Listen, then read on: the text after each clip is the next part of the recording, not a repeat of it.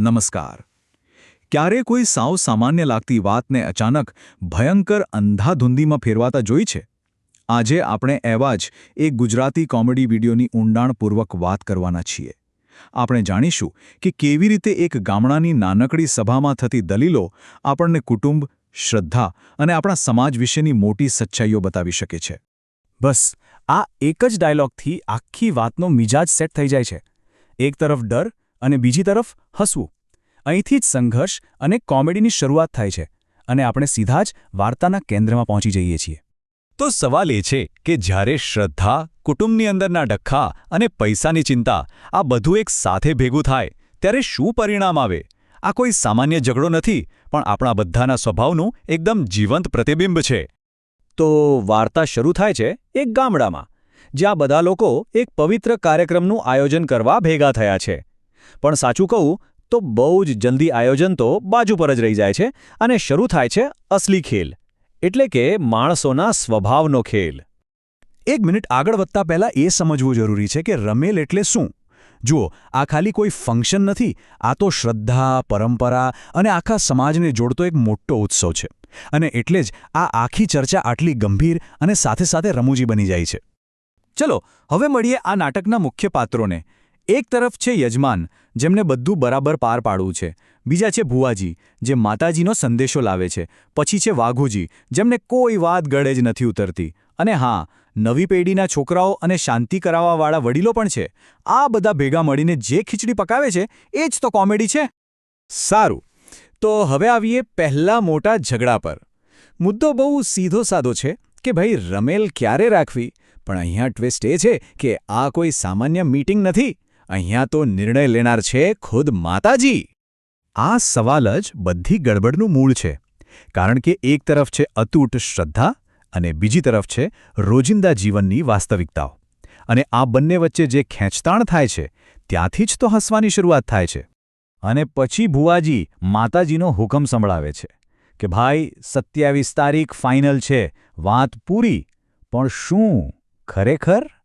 ના, અહીંથી તો અસલી સમસ્યાઓ શરૂ થાય છે. આ જુઓ, એક બાજુ છે માતાજીનો આદેશ કે તારીખ 27મી અને બીજી બાજુ છે ગામવાળાઓની મજબૂરી. ખેતીનો સમય છે, લોકોને કામે જવાનું છે, પૈસાની પણ ચિંતા છે. હવે શ્રદ્ધા સાચવવી કે ઘર ચલાવવું, આ જ તો મુખ્ય સંઘર્ષ છે. ચાલો હવે રમેલની વાતને થોડી વાર માટે બાજુ પર મૂકીએ અને એક બીજા ઝઘડા પર ધ્યાન આપીએ. આ છે કાકા ભત્રીજાનું ઘરનો મામલો. પહેલી નજરે તો એવું જ લાગે કે આ વાતને રમેલ સાથે કોઈ લેવા દેવા નથી. પણ શું ખરેખર એવું છે? આ આખો મામલો છે ને એ એક નાનકડા નાટક જેવો છે. પહેલા ભત્રીજો કાકા પર મારવાનો આરોપ મૂકે છે, પછી એનો મિત્ર નવી પેઢીની જેમ કાયદા કાનૂનની ધમકી આપે છે, અને છેલ્લે અનુભવી વાઘુજી આખી બાજી જ પલટી નાખે છે અને છોકરાઓને જ ખોટા સાબિત કરી દે છે. આ એ જ ક્ષણ છે જ્યારે ભત્રીજાનો દોસ્ત પોતાનું બ્રહ્માસ્ત્ર વાપરે છે, પોલીસ અને કાયદાની ધમકી. એક સમયે તો એવું લાગે છે કે બસ હવે વાઘુજી ફસાઈ ગયા. અને આ છે કોમેડીનો ક્લાઇમેક્સ.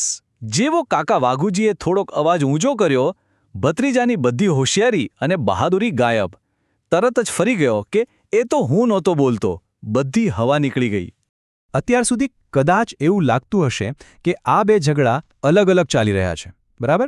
એક ધાર્મિક અને બીજો પારિવારિક. પણ હવે એ કડી જોડવાનો સમય આવી ગયો છે જે આ બંને વાર્તાઓને એકબીજા સાથે જોડે છે. અને એ કડી છે વાઘુજી. તમે જુઓ, બંને વાર્તાઓમાં અંધાધૂંધીનું કેન્દ્ર એક જ વ્યક્તિ છે.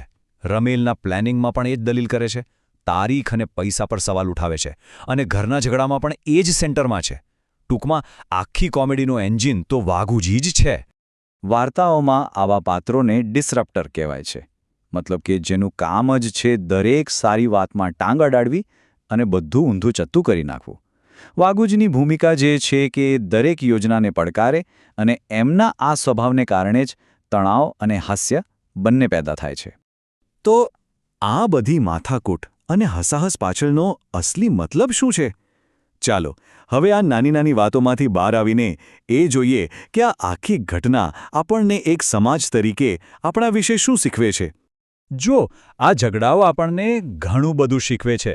એ બતાવે છે કે પરંપરા અને નવી પેઢી વચ્ચે હંમેશા એક રમૂજી ખેંચતાણ ચાલતી રહે છે. સામુદાયિક કાર્યક્રમો ક્યારેય શાંતિથી નથી થતા, કારણ કે લોકોનો સ્વભાવ જ એવો છે. પણ અંતમાં આ દલીલો અને ગેરસમજ જ સંબંધોને વધુ મજબૂત બનાવે છે. અને સાચી કોમેડી આવા રોજિંદા વિવાદોમાં જ છુપાયેલી હોય છે. અને છેલ્લે એક વિચાર, જે રીતે આ નાટક એક ગામના સંબંધોની પોલ ખોલે છે, એ જ રીતે આપણા પોતાના ઘરમાં, આપણા પરિવારોમાં થતી નાની મોટી દલીલો એ આપણા સંબંધો અને આપણા સ્વભાવ વિશે શું કહેતી હશે? ક્યારેક વિચારવા જેવું ખરું.